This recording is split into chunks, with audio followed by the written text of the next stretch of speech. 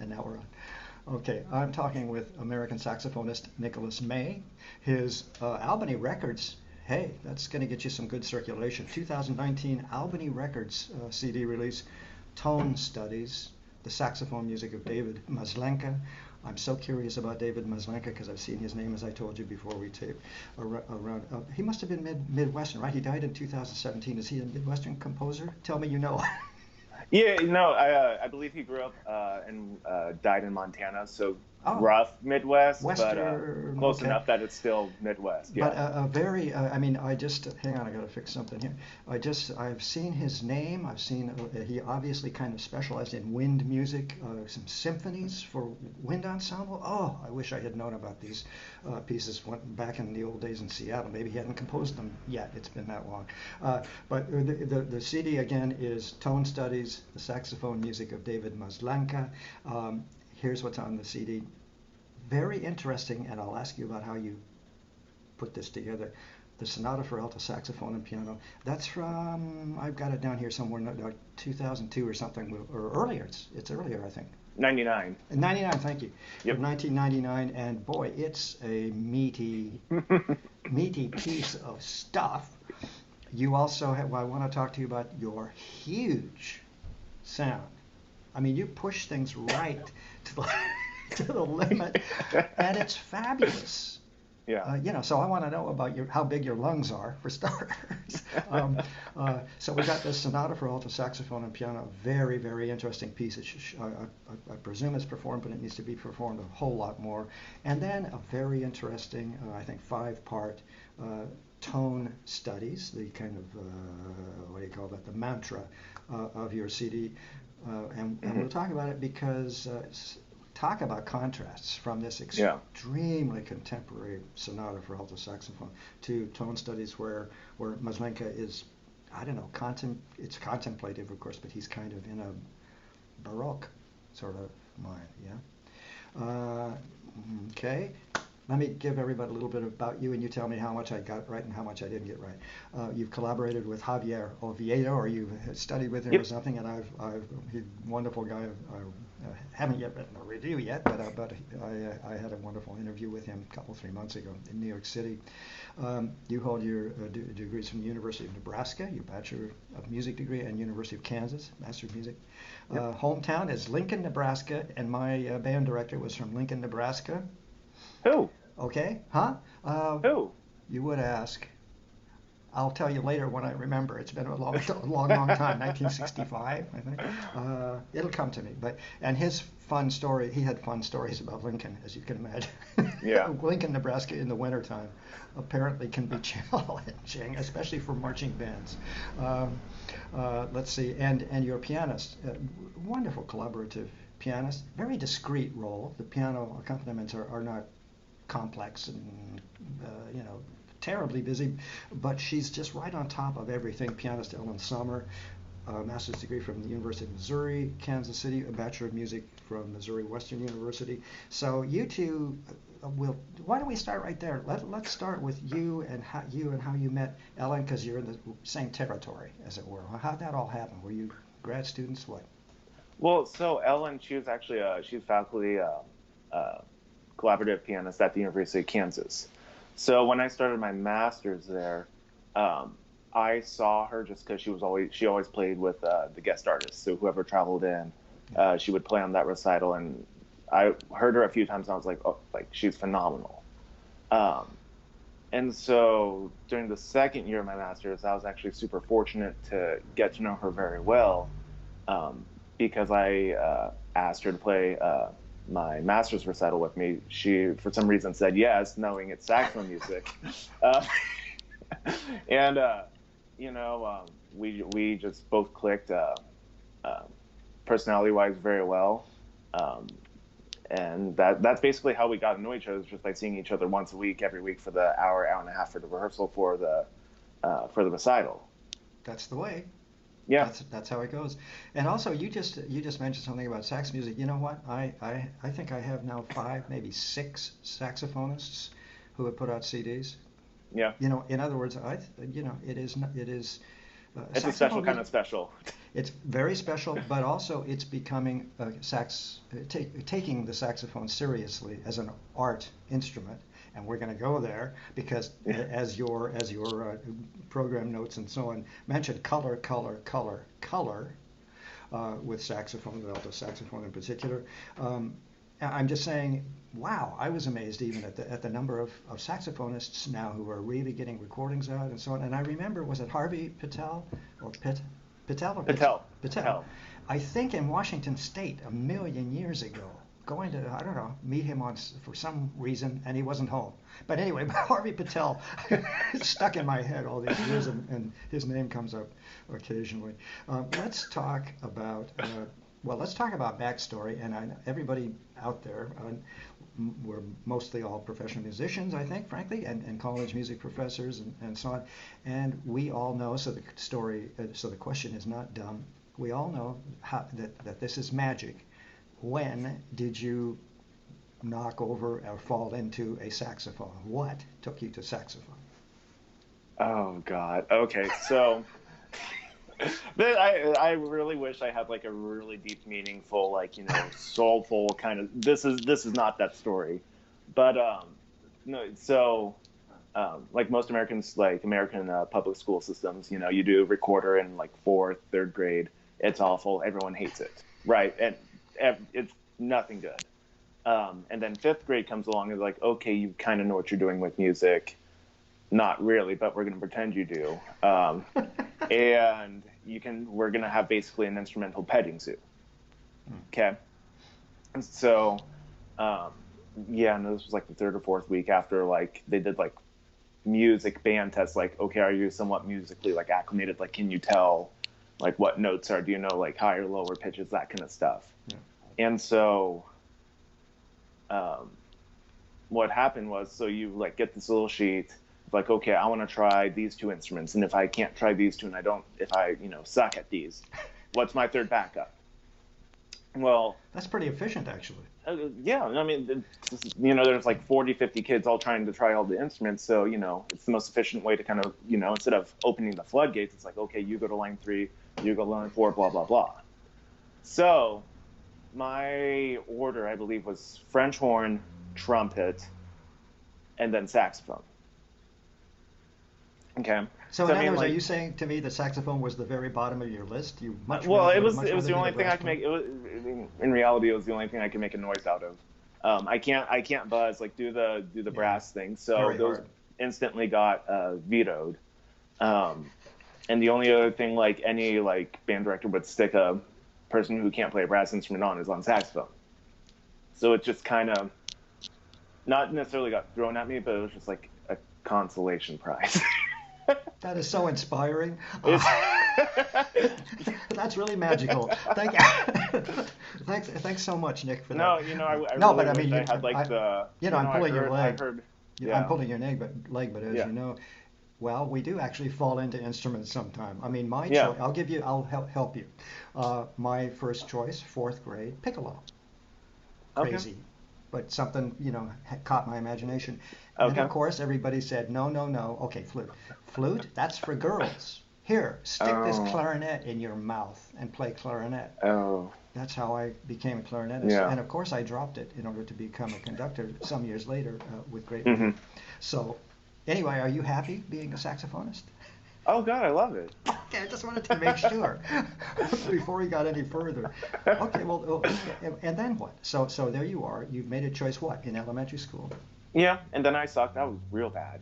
Like, the worst of like, I was last chair tenor saxophone, which means, like, you're actually, like, literally at the bottom. Literally at the bottom. And, like, it was fun. That's all it really was. Like, okay, it's band, it's whatever, I mean, like, it was fun, sure. Friends, the random activities, that kind of stuff. Went through middle school just, scraping by. And then... On the instrument or on your grades? No, on the instrument. Just checking. And then basically how this kind of evolved into where it's at today. So like how like they do the solo contests, in springtime every year, blah blah, right? Yeah. So I believe it was my 8th grade year, 7th or 8th grade, I can't remember, one of those 2 years. Um, basically, um, the first chairperson uh, basically made a mockery out of me and basically said something to the lines of, well, you're going to get like a 3 or a 4, whatever, like the lowest score is, because you suck. And I'm going to get like a perfect 1 because I'm fabulous. Okay, so that was technically right. And then, just something about that just like triggered something. I was like, the hell you are. Yeah, I'm gonna like the competition kind of factor, or like just the fact that like, okay, like this is a challenge. Something like changed. And then mainly I did something that, anger, and and oh the yeah, need yeah, yeah, for revenge. especially the red, yeah. And so I did something magical that I never really did before. I practiced. Who would have thought that would have helped? Um, and I ended up not only did I end up scoring higher, um, I actually got like one of the highest scores of the whole like day, and they gave you like a special like top 3, top 4 like kind of award, and that was basically my metaphorical literal middle finger to them. It's like, and then it just kind of stuck. And did you make the other fellow feel miserable? I hope. Oh yeah, oh yeah. You flaunted the success before him. Yeah. Well, Yeah. I've had similar situations. I never really liked clarinet, but in high Yeah. school, I was first clarinet, and had the same kind of guy right next to me who Mm-hmm. wanted my position.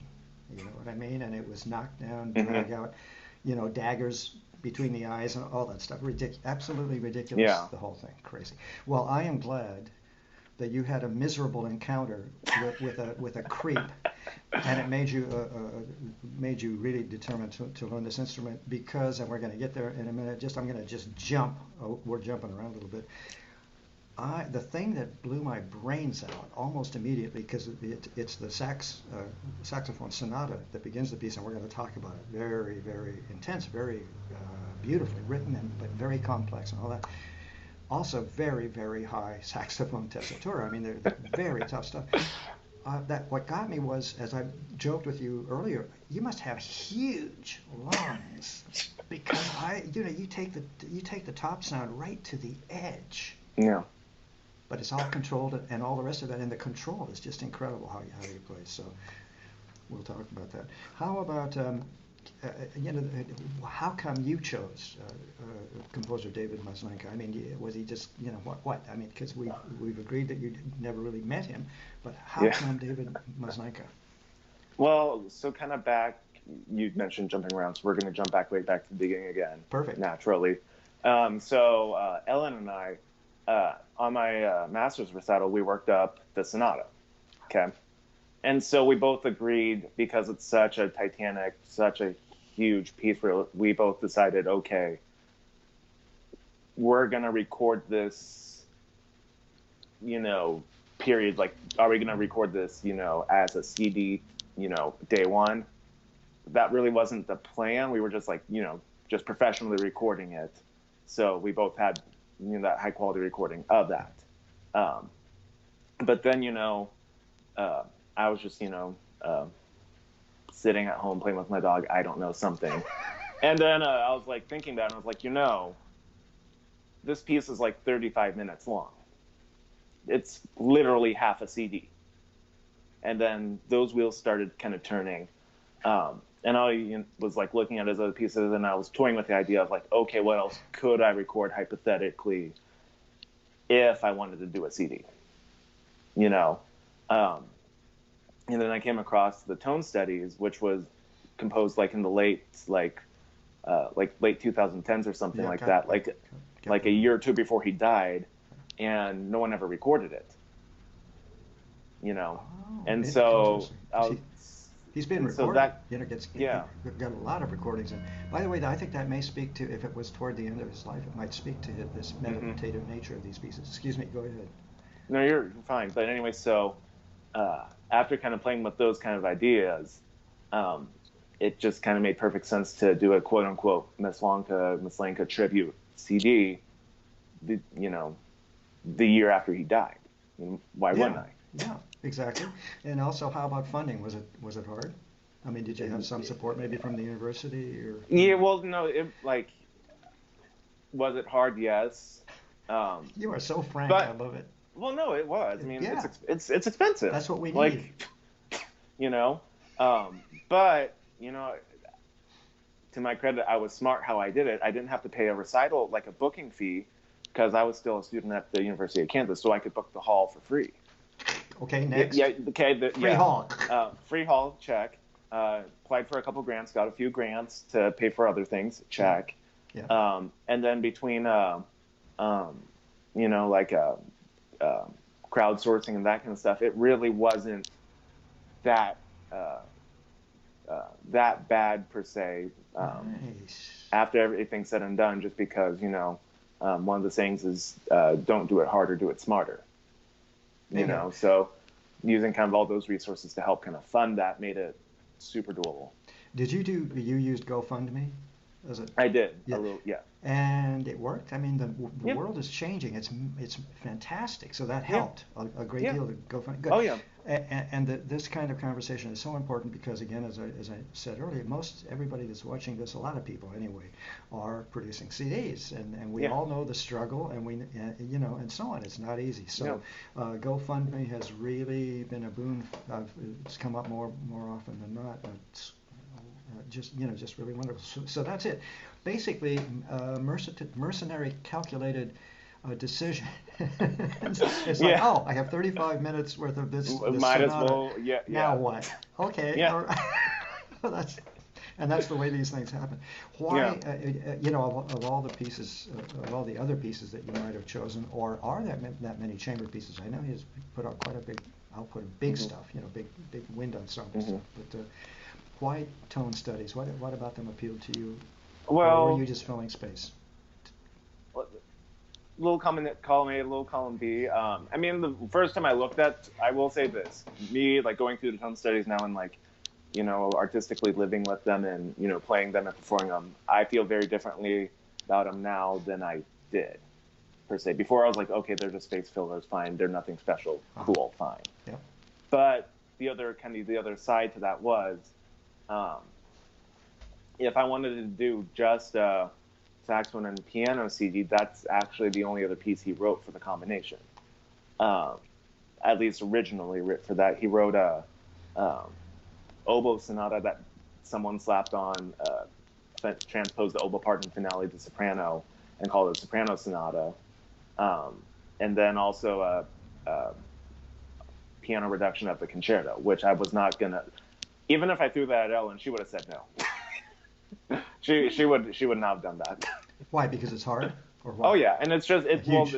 It's huge. It's like 50 minutes. Oh yeah, no. Yeah, no. Besides, it doesn't work. You'd have to then have a second CD, and then you've got more time to fill it. Okay, so it makes perfect sense. Yeah. Go ahead. But no, the appeal of tone studies was, they are literally the opposite, as bipolar opposite as you can get from the sonata. Yeah. At one point, we actually talked about doing an Arvo Pärt piece. I don't know if you've heard the Spiegel, I'm Spiegel. The title sounds familiar, but that doesn't want to ring. It's very, very, very minimalistic and very sparse. So it would have counteracted the way the sonata a lot. But it wouldn't have made a whole lot of sense, basically. That would have been a shot in the dark. Yeah. But so this makes having two Maslanka pieces that fits together perfectly, there's no question about it. Yeah. And actually, the more like I dove into the tone studies, the more and more perfect they kind of are paired with it. Don't freak out. There's probably a low-flying blimp flying over your abode because there's just a tiny bit of static. It'll come, it'll go, we'll be fine. But I just thought I'd terrify you even more with that one. But you know what appealed to me? What appeals to me now more, because I went in, I spend the day listening and taking notes before I speak to people. So therefore, I do not have the advantage of 3 or 4 or 5 listenings. I guess we're going to start here. We'll go back to the sonata later with the tone studies, and they are really very simplistic. you know, but they also are. I'm just wondering if he was really meditating on the end of his life at all. We've got Jordan, the first section, as in, Yeah. you know, the River Holy Jordan. Land and the Yeah. river. Credo unum Deum, I believe in one God. Watch the night with me, parts 1 and 2, which gorgeous, especially part Yeah. 2. I put double, triple, whatever hyphens after that one, and we'll talk about beautiful piano solo that opens it and so on. And then Wie bist du stille, the why is my spirit so downcast? O sacred head now wounded. Wow, it makes a whole lot more sense now to me in terms of what it really is. It's a meditative piece. Tell me about about what I heard or didn't hear, and if you can, because it is in kind of, I hate to say it, it's really not accurate, but it is in kind of a, as I said to you earlier, kind of a Baroque kind of usualis, you know, kind of a Gregorian chant sort of nature, each of its movements. How does this work? How did this work for you in terms of putting it together? Because, you know, you're looking at something that's not so terribly difficult technically, or is it? It's about concentration, the mood, and all that. Well, you're gonna find this funny. It was actually a lot harder recording that than the sonata. It took us way more time recording those, just because when you actually like look into it and get into it, there's so many unisons. Like, and it's just it's not like a singular, like, not just a chord, but the piano and saxophone half the time double the same line. So to get that lined up perfectly, it was, you know, no pun intended, it was hell. You know, I walked myself into that because it's always the slow stuff. Yeah. That's the hardest, just for those reasons, at the very least, intonation and so on, and unison, piano and alto saxophone. Wow. Yeah. So, in other words, it was hard to get it right. Yeah? To do it right, Quality, yeah. And it was actually a lot more like demanding, just because not that the sonata isn't emotional, it's very emotional in its own way, but these are more, you know, like you said, like meditative. They're more contemplative. They're more soulful. You know what I mean? I do, and that's why it's so fascinating now that I know that these were toward 2009 is the year. So not exactly. You know, I think he died in 2014 or 2017. 2017. Yep. So, but still, you know, this is clearly a time of meditation for him, contemplating presumably his soul, his future. Yeah. That's. And have you unraveled whether there are any hidden chorale tunes, anything like that? Tell me about it, because I hear them, but they could have been original to Maslanka. Well, the final movement, Whale Story, that the first stanza and the ending stanza is verbatim. "Oh Sacred Heart," "Oh Wounded" from the J.S. Bach, like the 350 chorales, whatever it is. Yeah. Same orchestration. It sounds different though, because instead of hearing the melody, the alto and tenor line are emphasized in how he does that. So it doesn't sound like that. Yeah, I see. Because I could, you know, and also a little earlier there are hints of chorale, but none as in their full entirety like that. Yeah. And that one, I mean, obviously that's the climax of the whole set. But that's probably the heaviest, and at least for me the most spiritual kind of one we both agreed on when we were recording it. And I love that. So that one has a special place. And I love that long tone diminuendo at the very end, just the fading out. Let me just see what I wrote down. Gorgeous writing. There's no question about his skills as a composer. Gorgeous writing and compositions. Of course, the whole piece, all of these sections, very tonal, marvelous, with little moments, you know. But he tweaks it a little bit, and we'll talk about tweaking in the sonata here in a minute. But so expressive and so beautiful, and it in its entirety. I've forgotten how long does tone studies run as a piece that a saxophonist would play?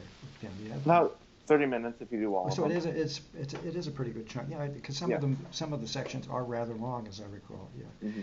So it's a pretty significant piece. I mean, a performer has to make a commitment in terms of a public performance of these tone studies.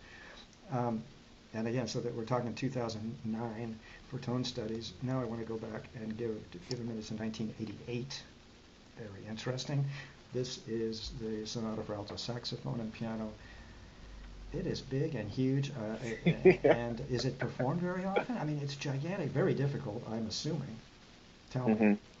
No, from what I understand, like it's definitely on the core like repertoire for saxophonists, and it's as performed as often as it can be. I mean, the reason why I say that is just because the piano part is it's very, very extremely demanding. Yeah. So you have to have a pianist, talented enough to agree to it, and then they have to be, slightly less insane to agree to it on the second hand too.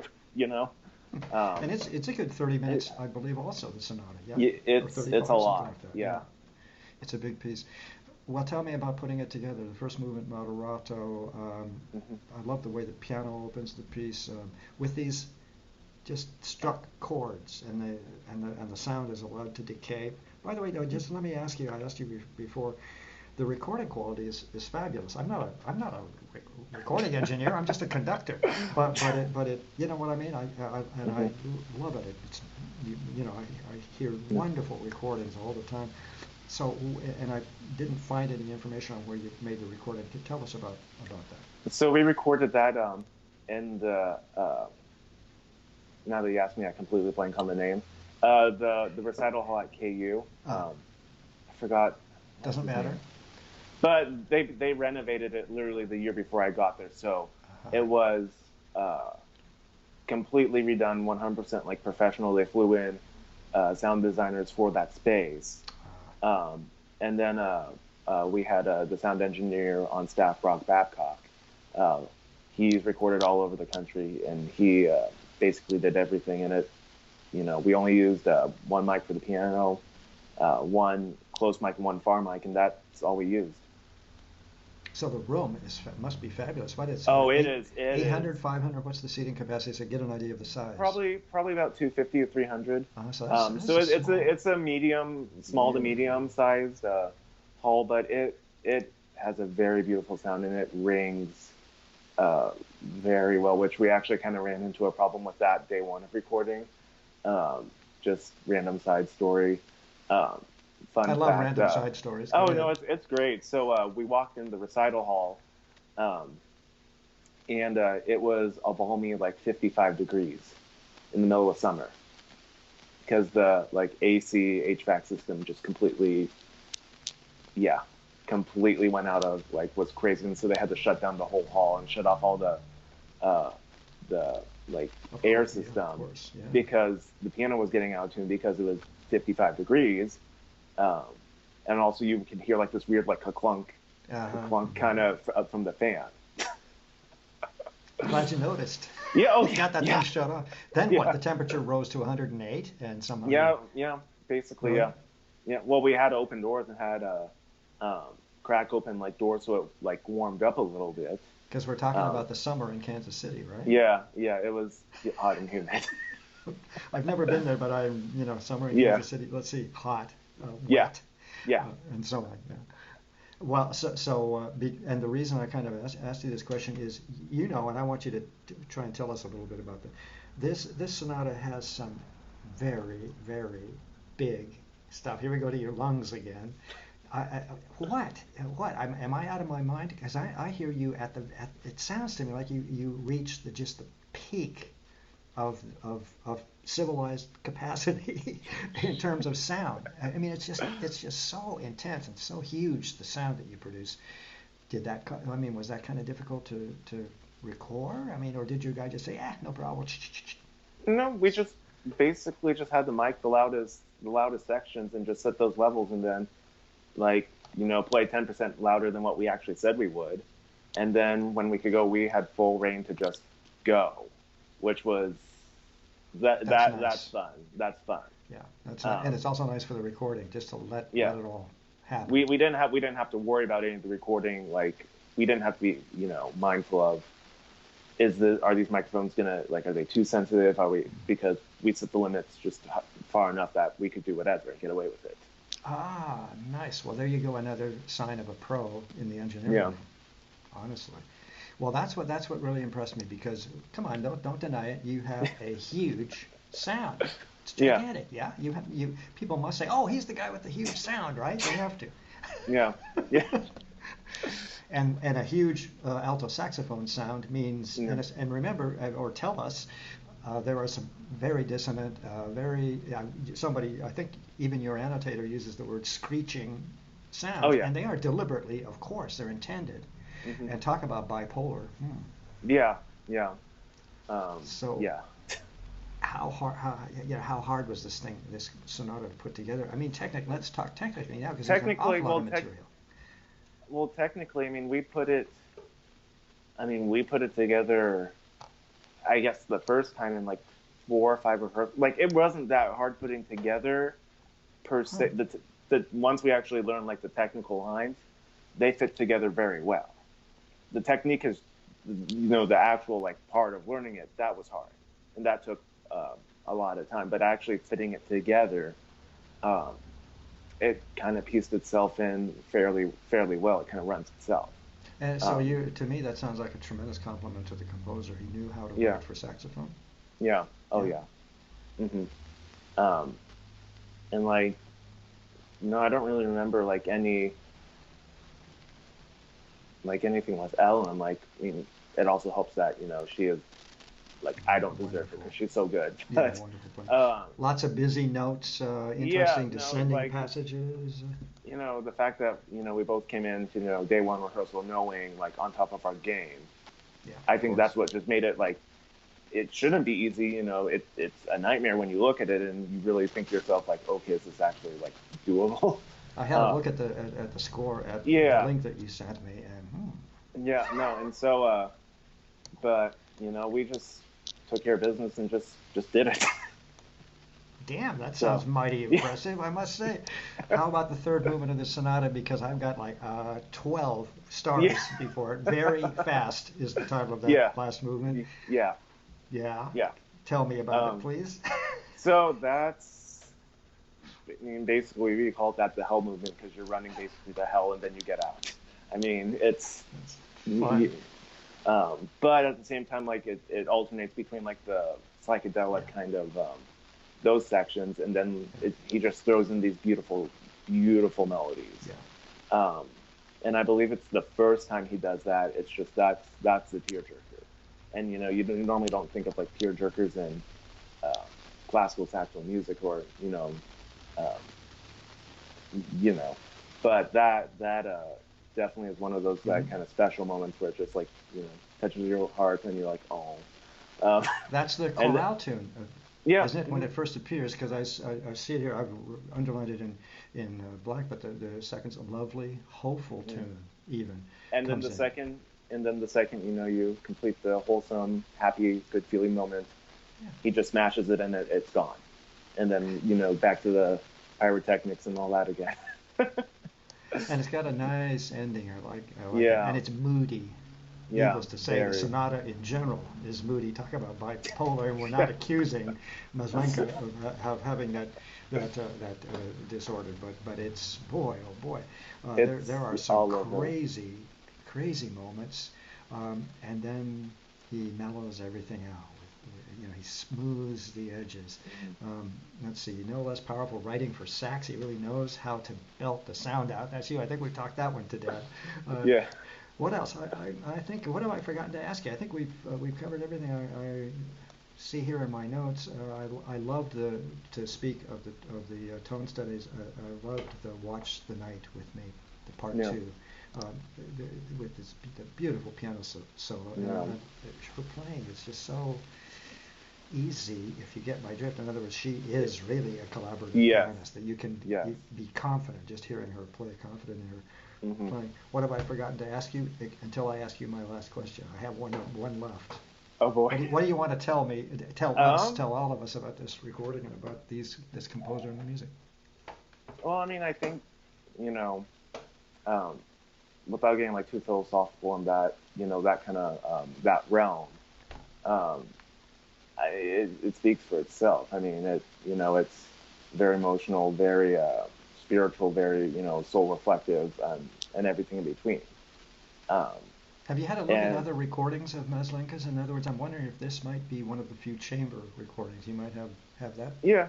No, there's been a few recordings of the saxophone sonata, and there's a large handful of like all the concertos. That's not really chamber. That's just a full concerto.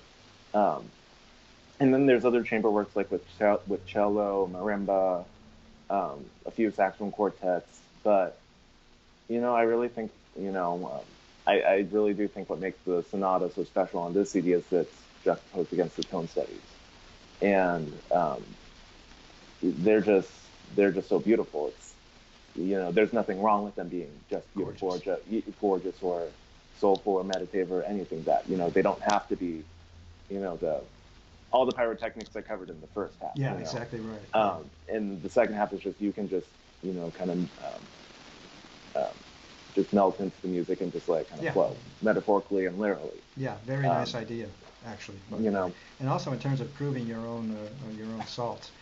You do very well in the sonata. I mean, that proves just about everything, including every technique that's ever been invented. Yeah. I mean, the colors that he creates, the flutter tone.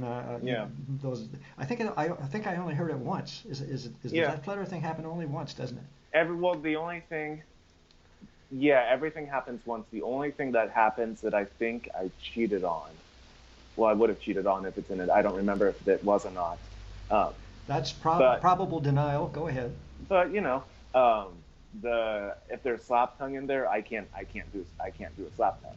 So no one's gonna miss it. But that's as far as all the extended techniques. I don't think that's in there. So that actually kind of worked out in my favor because that's the one I can't do. So in other words, if it was in there, you faked something else. Yeah. Oh okay. Yeah. But you're pretty sure it didn't happen. This is sounding like certain trials that are about to come up in our country. Denial. Excuse me, I'm just pulling your leg here. Dare I? What's the story in terms of where you are in the world now? I mean, what's going on? Are you assistant teaching? Are you? What's the deal? I formerly am the director of operations at the Music Academy of Kansas City. Handle management, that kind of role there. I also teach there. I teach privately. But most of the time when I'm not doing that, I'm around the country and world traveling and performing. Playing and performing. And that's what I want to do. That's the dream. That's why wouldn't I want to do that? Yeah. And also, what about? Dare I ask? Is there, because this is the beginning of what now I realize? Yeah, I think I know what you're gonna ask. There might be works for another one and to get recorded next year. Yeah. Okay, and therefore, do you have anybody in mind? Composer, pianist, composers, or as of right now, it's looking like it's gonna be the Franck violin sonata on soprano saxophone. And then also the Beethoven, his ninth violin sonata, the Kreutzer, on soprano saxophone. That's kinky. Yeah. That's going to be a kinky CD. It's a lot. It's a lot. But hey, by the way, I always look for transcriptions, honestly, because they are so fascinating. Yeah. And now it works perfectly, and I've done the Franck multiple times, and actually the first time I did Franck. I did a transcription of a transcription of a transcription. I don't know. It got slow. I basically did the cello version on baritone saxophone, and I loved it. And now I'm kind of going the opposite direction. Now I'm just reading straight off the violin parts in the stratosphere.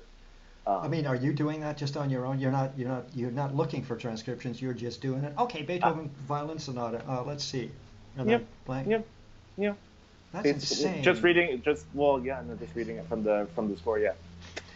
And not only is it that, but you can do it because again, your high register, all that high tessitura work, terribly difficult. But please, I'll stop talking about your Yeah. huge lungs and the giant sound, but I mean, there is just no end to the Yeah. enormity of the sound, and it's always beautifully in tune. Thank So you. anyway, huge.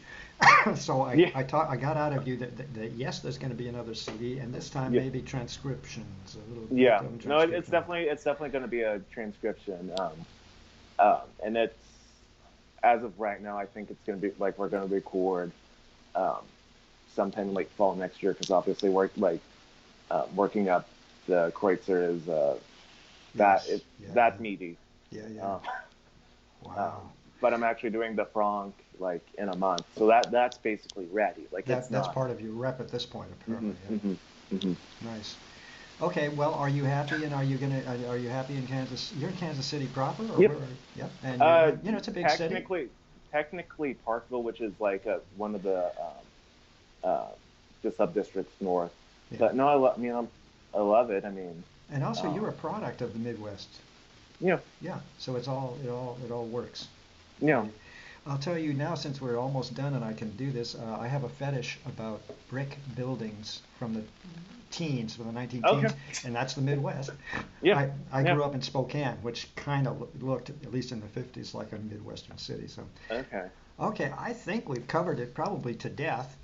Did I say you have huge lungs? Okay. No, you didn't. No, no, actually, no.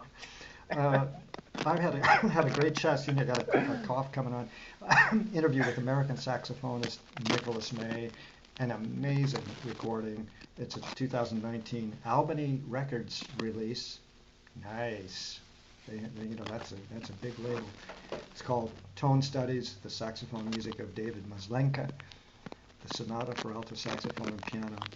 Did you say that's been recorded uh, Yeah, recently? Yeah. multiple. But Yeah, tone studies, there's five movement, one, two, three, four, five, yeah, five movement, six movement tone studies.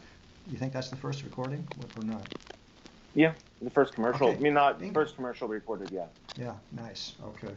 Um, well, again, I'm very impressed with your playing. Thank you. It's I'll find another word, big, and it's big in the best possible way. It's perfectly controlled. Technically, everything is there. The sound quality is fabulous. The colors that instrument is capable of are absolutely amazing. I think we've done it, Nick. I'm done. Are Thank you? you. I'm good. Okay. All right. As everybody knows, the first step is to put the video up on performingartsreview.net page, because people go there, they browse, they look through. I want to get this up and get it out on Facebook and so on. And then later, rap on wood, I will do up the review for you, and that'll be a whole second blast. So tiered advertising. What, Awesome. how can it get better than that? That's my alibi. Anyway, so great pleasure talking with you. Thank you so and, much. wonderful career ahead, I'm sure. And, if not now, even you seem to be pretty busy as we speak. So great pleasure. Nice talking with you. Thank you so much. We'll see you.